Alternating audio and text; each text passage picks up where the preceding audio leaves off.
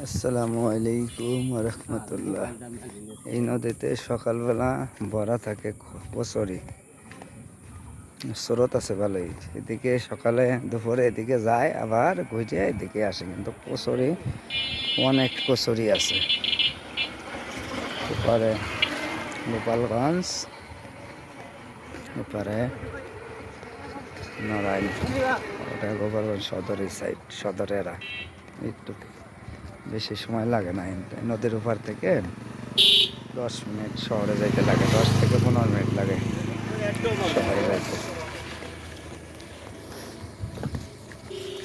তো সেই আরাম, সেই শান্তি।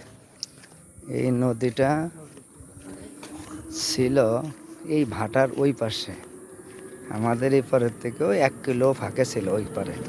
কিন্তু এই নদী ভাঙতে ভাঙতে আমগো গায়ে বাস, এই যে চলে এসে রাস্তা, আর এই যে নদী চলে এসে আমাদের জমি প্রায় 10-15 কাঠা নদীর মধ্যে চলে গেছে। দেখি না গাঙ্গের ভিতরে গাং, গাং বলে গাং।